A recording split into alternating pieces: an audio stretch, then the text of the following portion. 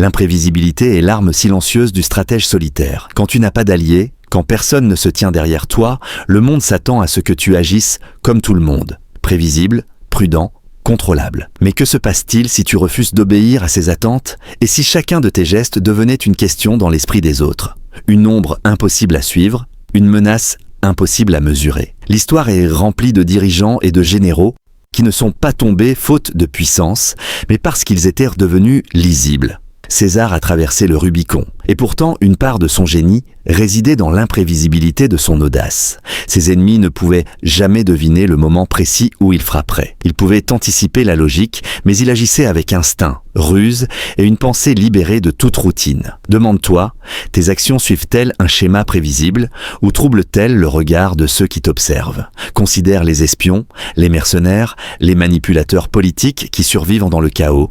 Ils connaissent le secret, l'incertitude, c'est du contrôle. Quand les autres ne peuvent pas t'anticiper, ils hésitent. Et l'hésitation est une faiblesse qu'ils ne peuvent pas se permettre. Chaque retard, chaque pause, chaque hésitation que tu introduis dans leur calcul est un avantage pour toi. Tu n'as pas besoin d'armée, tu as besoin de mystère. Mais ne confonds pas hasard et stratégie.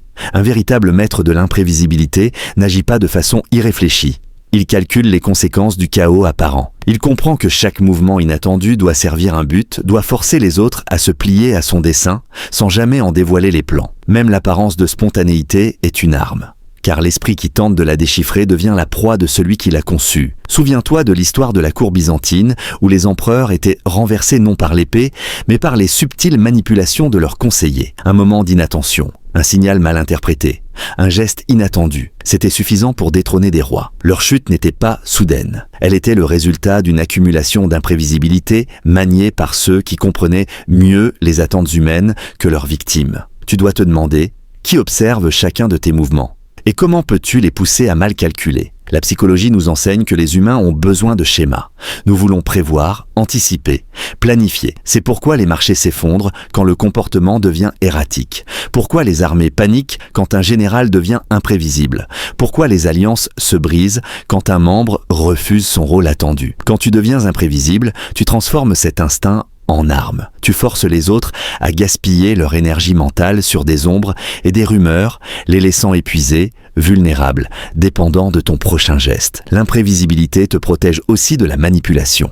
Celui qui peut prévoir tes actions peut exploiter tes peurs, tes désirs et tes attentes. Mais si tu refuses d'être prévisible, qui peut frapper? Qui peut utiliser tes faiblesses contre toi s'ils ne peuvent même pas les localiser? Imagine l'avantage d'entrer dans une pièce et de laisser chaque observateur se demander qu'est-ce qu'il prépare? Que va-t-il faire? Leur hésitation est ton royaume. Et pourtant, l'imprévisibilité porte en elle un danger. Trop de chaos et on te prendra pour un incompétent. Pas assez et tu deviens lisible. Un livre ouvert. La clé, c'est l'équilibre. Une désorganisation calculée, une désorientation délibérée, une chorégraphie d'incertitude contrôlée. Tu deviens à la fois ombre et tempête, présence et énigme, avançant dans le monde avec une intention que personne ne peut mesurer. Regarde les maîtres de l'intrigue à travers les siècles, les courtisans machiavéliques, les leaders révolutionnaires, les PDG qui se sont élevés sans alliés. Ce qui unit leur succès, ce n'est pas la loyauté, c'est la peur de ne pas pouvoir les lire. Ils sont fluides, adaptatifs, impitoyablement stratégiques. Ils comprennent que sans alliés, ton esprit devient ton armée. Et l'imprévisibilité, sa lame la plus acérée. Demande-toi maintenant. Quand quelqu'un t'observe, voit-il une carte ou un labyrinthe? Prévoit-il tes pas ou trébuche-t-il dans la brume que tu crées? Es-tu le connu ou l'inconnaissable? Mais il existe une couche encore plus profonde, une subtilité qui transforme l'imprévisibilité en domination. Il ne suffit pas de confondre, de troubler, de perturber. La véritable maîtrise consiste à orienter cette confusion vers un objectif précis, un but que toi seul comprends totalement. Alors seulement le chaos sert la stratégie. Alors seulement l'incertitude devient contrôle. Et c'est là que t'attend la prochaine leçon. Comment transformer la solitude en autorité? Comment faire de ton indépendance une force visible et redoutée? Demande-toi maintenant. Quand quelqu'un t'observe, voit-il une carte ou un labyrinthe? Prévoit-il tes pas? Ou trébuche-t-il dans la brume que tu crées? Es-tu le connu ou l'inconnaissable? Mais il existe une couche encore plus profonde. Une subtilité qui transforme l'imprévisibilité en domination. Il ne suffit pas de confondre, de troubler, de perturber. La véritable maîtrise consiste à orienter cette confusion vers un objectif précis, un but que toi seul comprends totalement. Alors seulement le chaos sert la stratégie. Alors seulement l'incertitude devient contrôle. Et c'est là que t'attend la prochaine leçon. Comment transformer la solitude en autorité? Comment faire de ton indépendance une force visible et redoutée?